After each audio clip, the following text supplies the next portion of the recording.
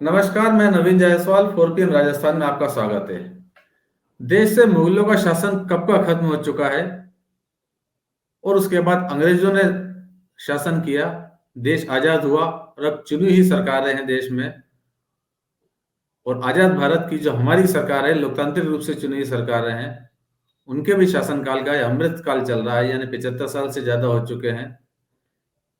यानी मुगल काल अब इतिहास की बात हो गया है, लेकिन कुछ नेताओं के लिए और राजनीति में मुगल काल अब भी जिंदा है या वो उसे जिंदा रखना चाहते हैं। और अक्सर यह होता है कि इतिहास के उस कालखंड को उठाकर वर्तमान में लाने की कोशिश करते हैं, उसे जीवित करने की कोशिश करते हैं, उसमें क्या हुआ था ये बार बार याद दिलाने की कोशिश करते हैं, क्योंकि मुगल काल का जो नकारात्मक पक्ष है वो राजनीति को खूब पसंद आता है, खास करके हिंदुत्व की राजनीति करने वाले नेताओं को। और भाजपा के नेता अक्सर मुगल काल की बातें करते हैं, याद दिलाते हैं और उस बहाने से कहीं ना कहीं कांग्रेस पर निशाना साधने की कोशिश करते हैं। ये कोई नई बात नहीं है, लेकिन इस बार राजस्थान में एक बार फिर मुगल काल की बातें हो रही है, अकबर की बातें हो रही है। लेकिन लगता है इस बार निशाना कांग्रेस से ज्यादा कुछ अपने ही हैं, भाजपा सरकार के ही लोग हैं, जिन पर भी शायद इस बहाने से निशाना साधा जा रहा है। अकबर की महानता को लेकर विवाद खड़ा किया जा रहा है। ये कहा जा रहा है कि क्या अकबर को महान कहा जाना चाहिए या नहीं कहा जाना चाहिए। पाठ्यक्रम में जो पढ़ाया जा रहा है वो सही है या गलत है, और अकबर को महान बताया जाना चाहिए या फिर महाराणा प्रताप जिन्होंने अकबर का सामना किया था राजस्थान में, उन्हें महान कहा जाना चाहिए। इसे लेकर जब से प्रदेश में सत्ता परिवर्तन हुआ है, एक बार फिर से ये विवाद खड़ा हो रहा है। खुद शिक्षा मंत्री मदन दिलावर इस बात को लेकर बयान दे चुके हैं। वो अकबर को आक्रांता बता चुके हैं, आतंकवादी बता चुके हैं, रेपिस्ट बता चुके हैं, और कह चुके हैं कि अकबर को महान बिल्कुल नहीं कहा जा सकता। वो महिलाओं को उठाकर ले जाता था, अपमानित करता था, दुष्कर्म करता था। तो ऐसे व्यक्ति को महान कहना भी गलत है, और पाठ्यक्रम में पढ़ाया जा रहा है तो उस पाठ्यक्रम को भी बदलने की जरूरत है। मदन दिलावर ने जो बात कही है वही बात हवा महल के से जो भाजपा विधायक है बाल मुकुंदाचार्य, उन्होंने भी यही बात कही है। और कई भाजपा नेता इस बात को पहले भी कहते रहे हैं। और इस बार तो मुख्यमंत्री भजनलाल शर्मा भी इस विवाद में कूद गए हैं और उन्होंने भी अकबर को महान बताने का विरोध किया है। हमें पता है जिस तरह से महाराणा प्रताप का उन्होंने स्वाभिमान की बात नहीं की, और उन्होंने कहा, शिक्षा मंत्री जी ने, महाराणा प्रताप तो उन्होंने सत्ता के लिए संघर्ष किया, यही आज हमारा मान और सम्मान है। आज हम और आप जिंदा हैं तो महाराणा प्रताप के कारण है। कभी इस दुनिया में अकबर महान नहीं हुआ। उन्होंने अपने पाठ पुस्तक में अकबर को महान बताने का काम किया। अकबर कभी महान नहीं हुआ। अकबर महान नहीं, महान अगर है तो महाराणा प्रताप है। तो मुख्यमंत्री भजनलाल शर्मा भी यही बात कह रहे हैं कि अकबर महान नहीं है। मगर हम जो बात आज इस खबर में कर रहे हैं वो बात भूत की नहीं, वर्तमान की कर रहे हैं, इतिहास की नहीं, राजनीति की कर रहे हैं। और मुगल सल्तनत के या मुगल साम्राज्य की नहीं, भाजपा सरकार के शासनकाल की बात कर रहे हैं, भाजपा सरकार की बात कर रहे हैं कि क्या इस बार जो विवाद खड़ा हुआ है उसका मकसद सिर्फ कांग्रेस को घेरना है कि वो गलत इतिहास पढ़ा रही है, या फिर इसका निशाना कहीं और भी है। ये बात ऐतिहासिक तथ्य है कि मुगल सल्तनत के और जयपुर रियासत के क्या संबंध रहे हैं। उनके वैवाहिक संबंध भी रहे हैं, राजनयिक संबंध भी रहे हैं, सैन्य संबंध भी रहे हैं।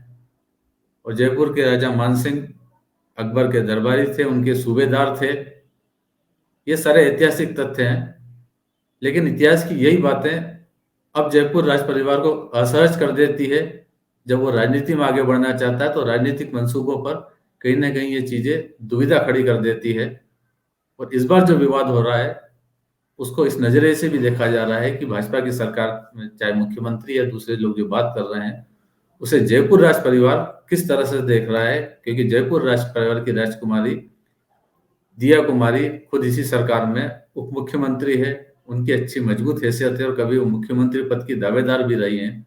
लेकिन जो मुगल सल्तनत से मुगलों से जो उनके संबंध रहे हैं, उसको लेकर उन्हें कई बार असहजता का सामना करना पड़ता है। और सबसे पहले इस संबंध पर निशाना साधा था नरपत सिंह राजवी ने, जब विद्याधर नगर से नरपत सिंह राजवी का टिकट काटकर दिया कुमारी को टिकट दिया गया, उन्हें विधानसभा का प्रत्याशी बनाया गया। तब नरपत सिंह राजवी ने खुलकर विरोध किया था, न सिर्फ अपना टिकट काटने का, बल्कि उन्होंने जयपुर राज परिवार पर निशाना साधा था और ये बात कही थी कि पता नहीं क्यों मुगलों के पास डोला भेजने वालों को और उनकी स्वाधीनता अधीनता स्वीकार करने वालों को भाजपा आलाकमान या पार्टी इतना बढ़ावा क्यों दे रही है।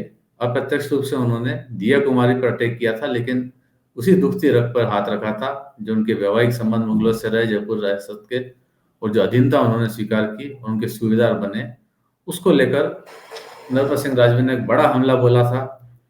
हालांकि जैसे ही उन्होंने हमला बोला, उसके बाद दिया कुमारी की तरफ से कोई रिएक्शन नहीं आया, बल्कि भाजपा की तरफ से इसे डैमेज कंट्रोल करने की कोशिश की गई। खुद नरपत सिंह राजवी बाद में अपने इस बयान से हट गए और जिनका टिकट कट गया था उन्हें फिर चित्तौड़गढ़ से टिकट दिया गया। वो एकमात्र ऐसे प्रत्याशी थे जिनका टिकट काट करने के बाद पार्टी को उन्हें टिकट देने पर मजबूर होना पड़ा, क्योंकि वो नहीं चाहते थे कि जयपुर रियासत का यह विवाद खड़ा हो। कंपनसेट करने की कोशिश नरपत सिंह राजवी को चित्तौड़गढ़ से टिकट देकर की गई, लेकिन जितना नुकसान तब तक दिया कुमारी का होना था वो हो चुका था। और ये माना जाता है कि उस समय तक दिया कुमारी मुख्यमंत्री की दौड़ में सबसे आगे थी, लेकिन जो विवाद खड़ा हुआ उसका उन्हें कहीं ना कहीं नुकसान हुआ और उन्हें मुख्यमंत्री की बजाय उप मुख्यमंत्री की कुर्सी से समझौता करना पड़ा। हालांकि इसके बावजूद दिया कुमारी की अहमियत कम नहीं हुई। महिला सरकार में भी उनकी अहमियत वही बनी हुई है, उनका रुतबा वही है, दिल्ली से उनके बेहतर संबंध है। और इसी कारण से अशोक गहलोत पूर्व मुख्यमंत्री, उन्होंने भी निशाना साधा कि एक उप मुख्यमंत्री जो है वो मुख्यमंत्री से ज्यादा पावरफुल है। तो कहीं ना कहीं वो बात इशारा दिया कुमारी की तरफ था कि दिया कुमारी कितनी स्ट्रांग पोजीशन में है। तो अब जो ये विवाद अकबर को लेकर खड़ा किया जा रहा है या अकबर को लेकर जो बयानबाजी हो रही है, चाहे वो मुख्यमंत्री हैं, चाहे शिक्षा मंत्री हैं, दूसरे भाजपा विधायक हैं, निशाना भले ही कांग्रेस की तरफ हो, लेकिन उससे ज्यादा आहत या असुविधा की स्थिति में अब दिया कुमारी हैं, जो एक अच्छी मजबूत स्थिति में होते हुए भी इतिहास के सिर्फ इसी कालखंड से परेशान है। और अकबर की मान्यता का विवाद जितना बड़ा होगा, जयपुर राज परिवार या दिया कुमारी के लिए वो उतना ही परेशान करने वाला साबित होगा। फिलहाल इस वीडियो में इतना ही, और अंत में एक बार फिर आपसे यही कहना है कि 4PM राजस्थान चैनल को सब्सक्राइब जरूर करें और इस वीडियो के लिंक को जितना ज्यादा हो सके उतना शेयर भी करें। नमस्कार।